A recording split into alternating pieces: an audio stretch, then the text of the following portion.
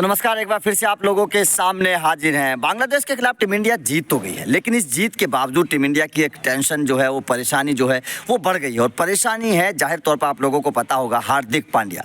अब आप लोगों के जहन में एक सवाल आ रहा होगा कि हार्दिक पांड्या की चोट कितनी सीरियस है, कब तक मैदान पर वापस आएंगे, हार्दिक पांड्या की चोट को लेकर क्या अपडेट है। तो चलिए आप लोगों को हार्दिक पांड्या को लेकर बहुत बड़ा अपडेट मैं आप लोगों को देता हूँ, क्योंकि हार्दिक पांड्या को लेकर जो है वो लगातार टीम इंडिया की टेंशन है। टेंशन दो तीन तरीके की। सबसे पहले तो हार्दिक पांड्या का रिप्लेसमेंट टीम इंडिया के पास अभी भी नहीं है। हार्दिक पांड्या बाहर जाएंगे तो कौन आएगा, ये डर पहले से सता रहा था टीम इंडिया को कि हार्दिक पांड्या अगर नहीं होंगे तो टीम इंडिया में कौन खेलेगा, क्योंकि हार्दिक पांड्या का रिप्लेसमेंट के तौर पर टीम इंडिया ने किसी भी खिलाड़ी को शामिल किया ही नहीं है। कोई उस तरीके का खिलाड़ी टीम इंडिया के पास है ही नहीं कि हार्दिक पांड्या का रिप्लेसमेंट कर सके। ये टीम इंडिया की टेंशन है कि अगर आप बीच, ये पहले से डर जताया जा रहा था। मैंने इस पर एक वीडियो भी बनाई थी कि अगर हार्दिक पांड्या किसी वजह से चोटिल हो गए, किसी वजह से हार्दिक पांड्या बाहर हो गए, तो उनका रिप्लेसमेंट कौन होगा। टीम इंडिया ने बात सोची नहीं, सेलेक्टर्स ने इस बात के बारे में सोचा ही नहीं था पहले से, क्योंकि हार्दिक पांड्या का प्रॉपर रिप्लेसमेंट टीम इंडिया को पिछले कई सालों से नहीं मिला है। और ये टेंशन की बात थी और इस बात का डर पहले से जताया जा रहा था कि अगर वर्ल्ड कप के बीच में हार्दिक पांड्या चोटिल हो जाते हैं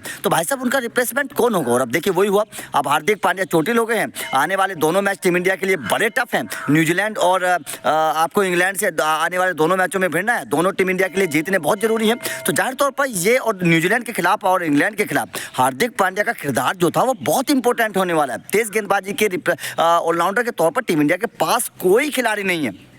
तो यहाँ पर सबसे बड़ा सवाल ये खड़ा होता है कि भाई साहब अगर आपके पास हार्दिक पांड्या का रिप्लेसमेंट नहीं है तो कौन होगा। तो चलिए ये भी बताऊंगा, लेकिन सबसे पहले हार्दिक पांड्या का अपडेट आप लोगों को दे देता हूँ। अपडेट हार्दिक पांड्या का ये है कि हार्दिक पांड्या की जो चोट है वो एंकल है। एंकल में उनको चोट लगी है। केवल 3 गेंद आप लोगों को पता है कि वो कर पाए हैं और 3 गेंदों के बाद उनका ओवर विराट कोहली ने पूरा किया था, ये भी आप लोगों ने देखा।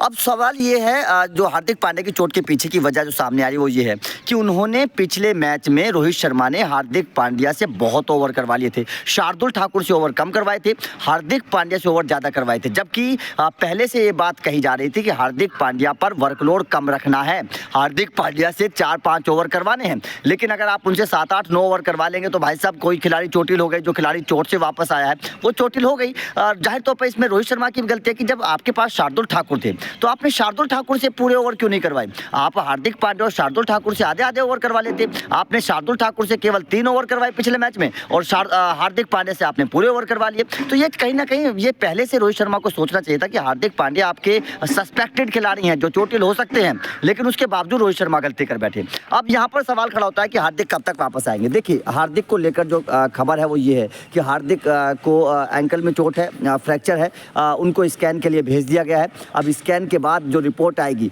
उसके बाद में देखा जाएगा कि हार्दिक कब तक वापस आएंगे। लेकिन डर है, ये डर है, मैं आप लोगों को पहले से बता देता हूं, ये डर है कि हार्दिक पांड्या न्यूजीलैंड के खिलाफ बिल्कुल नहीं खेल पाएंगे, जो 22 तारीख को मुकाबला होना है और ज़्यादा दिन 22 तारीख के आपको पता है बचा नहीं है।